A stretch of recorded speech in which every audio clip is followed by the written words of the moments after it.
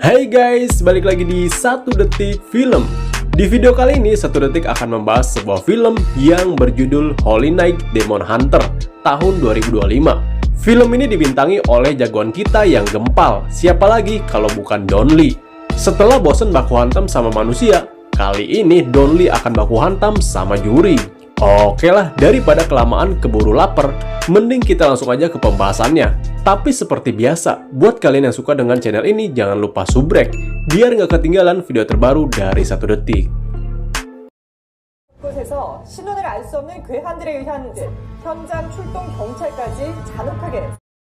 Film dimulai dengan diperlihatkannya sebuah berita tentang sekelompok orang yang diduga mengalami kerusupan, seperti melakukan pengeroyokan, penculikan, bahkan juga pembunuhan. Diduga orang-orang itu tergabung dalam sebuah sekte sesat, bahkan mereka rutin melakukan ritual aneh di tempat-tempat terbuka, dan pihak kepolisian sekalipun cukup kerepotan untuk mengatasinya. 하고 있어 많은 시민이 공포에 떨고 있습니다.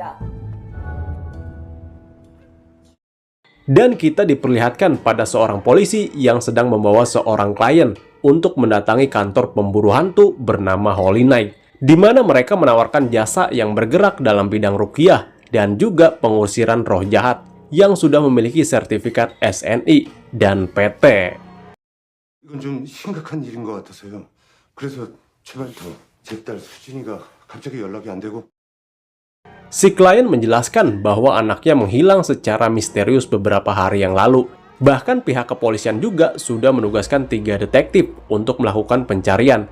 Namun bukannya kembali dengan membawa petunjuk, mereka justru ditemukan kritis setelah diserang oleh orang-orang berpenampilan aneh. Setelah menerima segepok uang, pemimpin Holy Night yang bernama Bao pun menerima pekerjaan dari si klien. Dan rupanya si kapten polisi ini mengambil double job sebagai calo. Dan ia terlihat hejo setelah menerima komisi dari si Bao. Bao lalu meminta 2 asistennya agar segera bersiap untuk menemui salah satu informan kepercayaan mereka. 일로 와보자.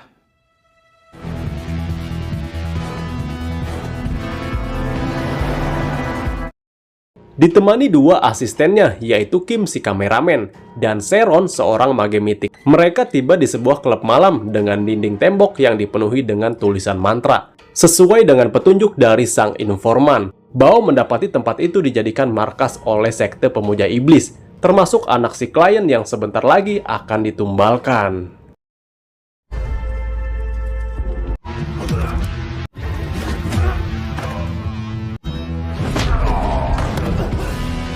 Setelah menggaplok para penjaga di pintu masuk, mereka langsung dihadang penjaga lain yang kerusupan Kodam Kebo Ireng.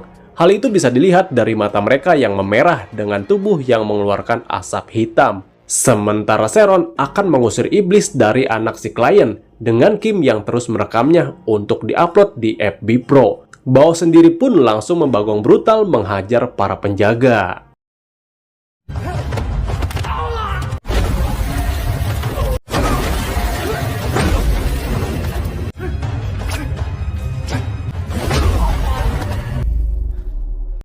Sementara itu, Seron mulai melakukan ritual pengusiran dengan memegang kening si korban untuk dapat berkomunikasi dengan si iblis. Setelah mengetahui siapa nama dan asal-usul si iblis, ia lalu menggunakan cermin andalannya yang sudah diisi dengan mantra hingga berhasil menyelamatkan anak si klien.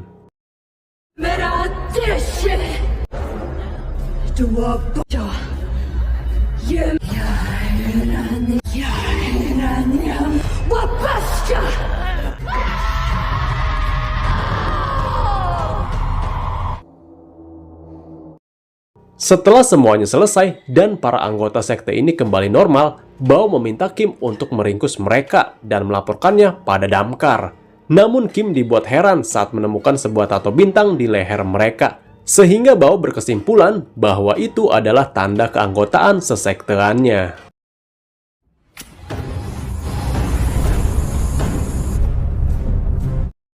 Keesokan paginya, Bao menelpon si ibu kepala panti dan memberitahu bahwa ia baru saja mengirimkan sejumlah uang. Rupanya saat kecil dulu, Bao adalah anak yang dirawat di panti asuhan tersebut. Sehingga sebagai bentuk balas budi, Bao rutin memberikan semua uang hasil pekerjaannya untuk biaya anak-anak dan pembangunan panti tersebut. LGBT와 Disinilah Sharon mengungkapkan kekhawatirannya tentang iblis yang akhir-akhir ini mereka lawan, yang merupakan iblis kelas epik ke atas yang biasanya ingin membangkitkan sesuatu yang jahat. Sehingga sebelum semuanya terlambat, mereka harus segera menemukan pemimpin sekte itu. Oke guys, sejenak kita tinggalkan dulu si Bao dan asistennya dan beralih pada seorang dokter psikiater cantik bernama Jungwon. 5 tahun sejak ibunya meninggal dunia, Jungwon bersama adiknya yang bernama Enso memutuskan pindah dan membeli rumah di daerah pedesaan terpencil. Selama 5 tahun itulah, Enso mengalami depresi akut yang membuat mental dan jiwanya tidak stabil. Meski hasil pemeriksaan medis selalu menunjukkan tanda-tanda normal, hal itu berbanding terbalik dengan situasi dan perilaku yang Enso tunjukkan. Tidak seperti orang sakit pada umumnya, Enso justru terlihat seperti orang kerusupan, sehingga dokter menyarankan agar Jungwon mencari mage level mitik Maui ke atas untuk mengobatinya. Akibat perilaku yang tidak stabil, Enso harus dirawat di ruang isolasi terpisah dengan badan terikat pada ranjang. Saat Jungwon sedang mengamati dari CCTV itulah, ia iseng mencari artikel terkait pengusiran roh jahat dan fenomena kerusupan yang baru-baru ini terjadi, hingga berujung pada website Holy Night milik si Bao.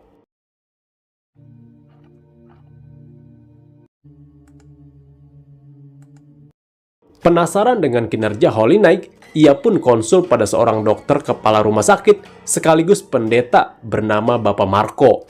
Beliau menjelaskan bahwa akan sulit bagi orang-orang medis mempercayai sesuatu yang tidak bisa dijelaskan secara ilmiah. Namun sejauh pengalamannya, ada di antara pasien yang memang sakit secara rohani, dan Bao atau CEO Holy Night adalah teman lama Marco yang bisa diandalkan.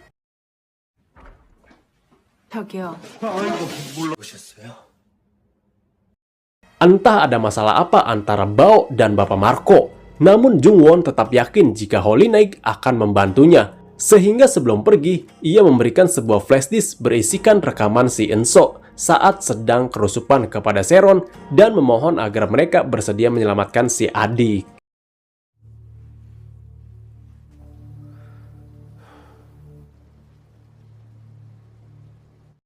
Setibanya di rumah sakit, Jungwon kembali menemui Marco untuk menanyakan alasan Bao yang terlihat sangat membencinya.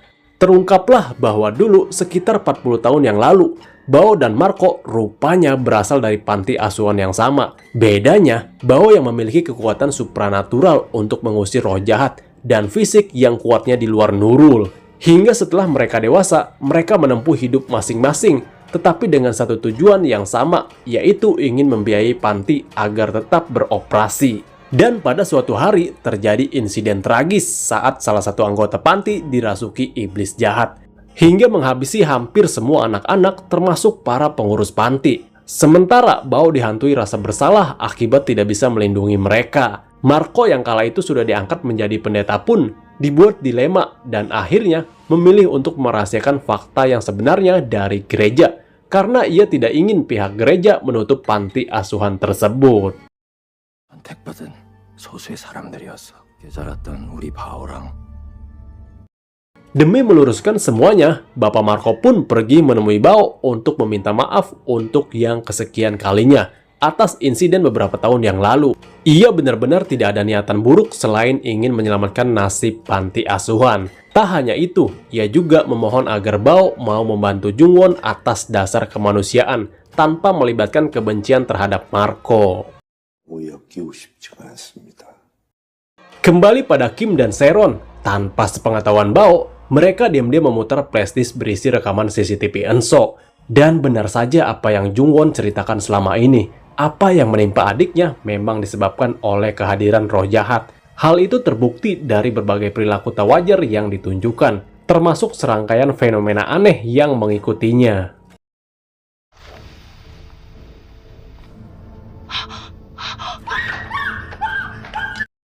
Setelah merenung sepanjang malam, Bao akhirnya luluh dan ikut melanjutkan investigasi bersama Kim dan Sharon.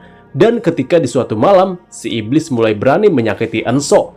Namun yang membuat Kim lebih khawatir adalah tepat hari pertama Jungwon membeli rumahnya, ada seorang petugas keamanan CCTV yang disewa pemilik lama untuk melakukan perbaikan. Namun ia sama-sama memiliki tato bintang pada lehernya. 또 대주교 루키페로와 관련이 있는 것 같아요.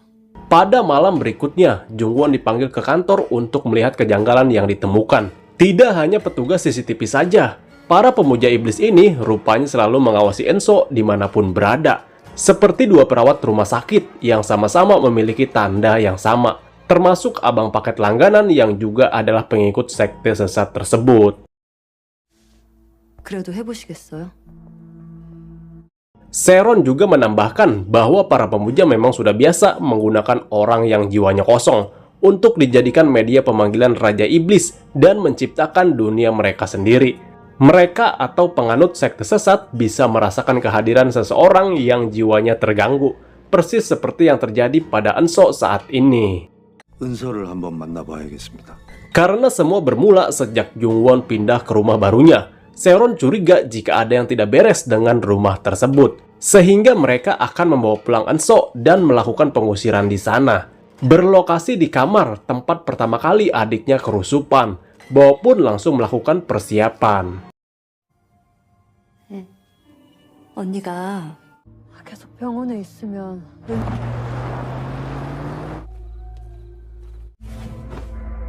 Setelah Enso diikat pada kursi, Seron melingkarinya dengan garam dapur cap meja yang dipercaya bisa mencegah si iblis mengeluarkan haosu haki. Langkah pertama dalam melakukan ruqyah atau pengusiran adalah memaksa sang iblis untuk menyebutkan siapa namanya, karena pengusiran hanya akan berhasil jika nama aslinya diketahui. 시작하자. 내 몸에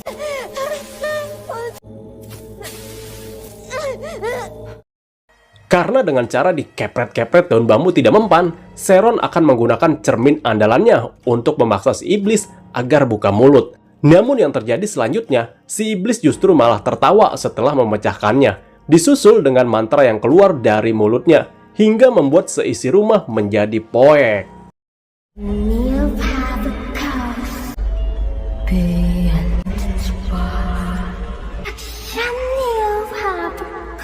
Sadar jika mantra barusan digunakan untuk memanggil para pengikutnya, Bao pun akan pergi memeriksa seisi rumah untuk memastikannya. Dan benar saja, setelah menghajar satu penjaga hingga nyungsep, muncul penjaga lain, sehingga Bao pun mulai menghajarnya.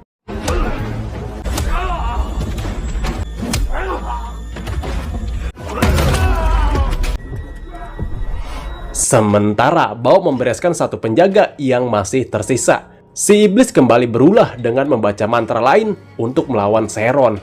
Tak hanya membuat tangannya melepuh dan merusak mesin jantung, si iblis juga dengan gagahnya berdiri dan menantang si cantik Seron beradu ulti dengannya.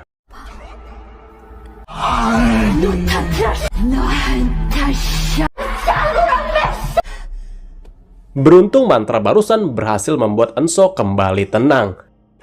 Bagaikan di prank, si iblis rupanya diam-diam berhasil merasuki tubuh Jungwon yang membuatnya mengamuk histeris. Sehingga ketika Bao selesai meringkus para penjaga dan kembali ke kamar, ia langsung membantu Seron menolong Jungwon. Dengan fakta bahwa dengan beberapa metode tak kunjung membuahkan hasil dan fenomena aneh terus terjadi, Seron curiga jika ada hal lain yang memblokir jalan ritualnya. Dan benar saja, setelah dilakukan penelusuran, mereka mendapati seluruh dinding tembok sudah dipenuhi oleh tulisan mantra. Sehingga Seron dan Bao langsung melenyapkan semua mantra tersebut.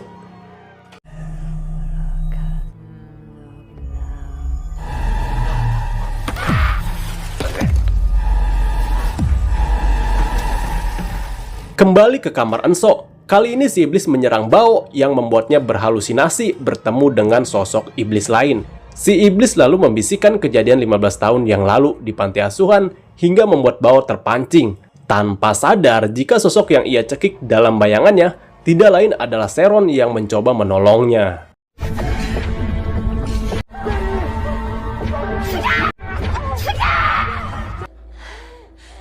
Menggunakan dua pisau tembaga tajam yang sudah diisi mantra, Seron mulai menebas-nebaskannya yang membuat si iblis kepanasan.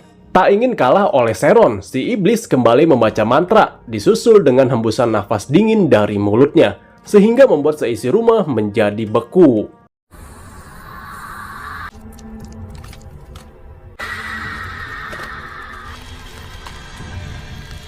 Bagaikan di kutub utara, Seron yang panik dengan cepat menekuk kepala Enso, memaksa si iblis menyebutkan namanya.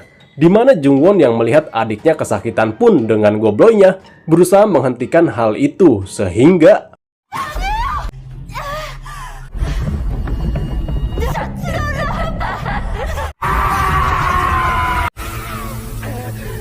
disinilah Enso sekarang berada di lorong rumah dengan posisi ngadapang seperti bala-bala. Dari urat wajah yang timbul serta mata hitam pekat, bisa dipastikan jika si iblis sudah menguasai tubuh Enso sepenuhnya. Dan tiba-tiba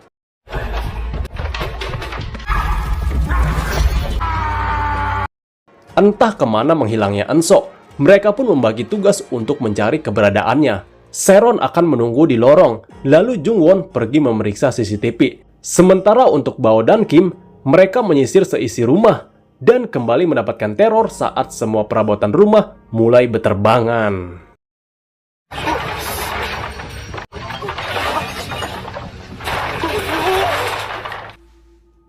은서야.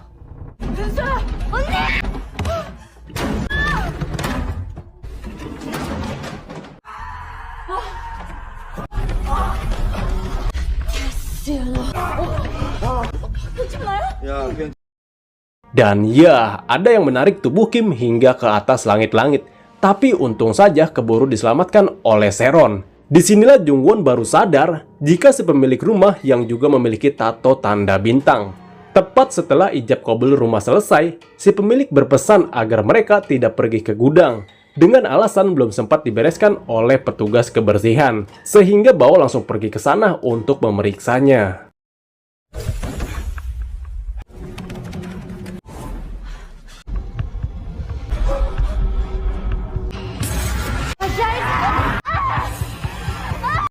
Sementara Enso semakin brutal dengan menyerang Seron hingga pingsan. Bao sendiri berhasil menemukan pintu rahasia di bawah basement gudang. Dan benar saja kecurigaannya selama ini. Ia mendapati beberapa sesajen dan para pemuja iblis sedang melangsungkan ritual. Sehingga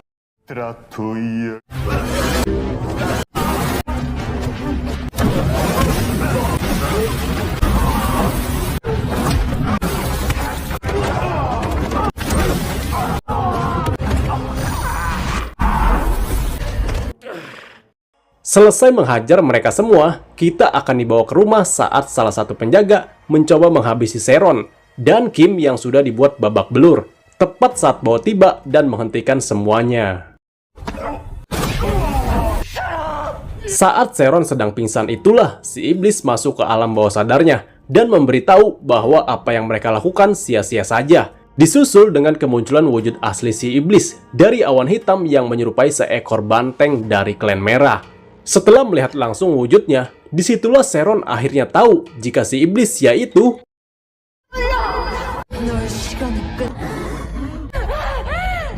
ya, itu adalah iblis bernama Molok yang suka memakan jiwa anak-anak dan remaja. Meski nama dan asal-usulnya sudah diketahui, tetap saja tidak mudah bagi Seron. Dan ketika iblis Molok kembali membaca mantra yang kali ini jauh lebih kuat, sehingga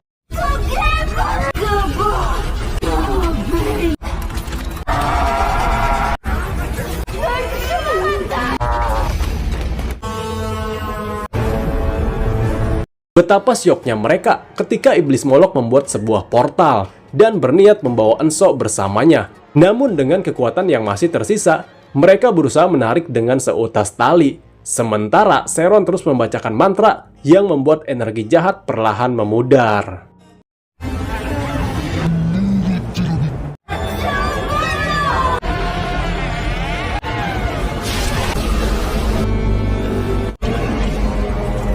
Gagal menarik Enso masuk, si banteng Molok akhirnya keluar dari dalam portal, bermaksud menariknya secara langsung. Namun berkat kekuatan dan tinju yang sudah dilapisi Haosu Haki, jurus tinju penghancur banteng Bao pun berhasil membuat si iblis Molok lenyap seketika.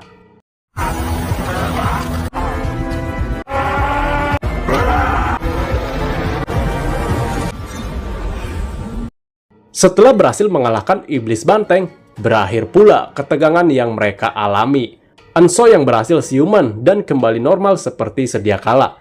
Apakah si iblis banteng merah benar-benar lenyap? Coba komen di bawah. Dan film pun sudah berakhir. Oke guys, itu dia film dari Holy Knight Demon Hunter 2025. Gebrakan baru dari Mamang Donli yang bosen baku hantam dengan manusia. Dan di film ini dia baku hantam dengan iblis. Oke guys, tidak ada yang perlu dijelaskan lagi di film ini. Intinya iblis banteng merah. Dan jika kalian suka dengan video ini, jangan lupa subrek biar gak ketinggalan video terbaru dari 1 Detik. Gue Bayu Kusuma dari 1 Detik, pamit undur diri. Bye-bye.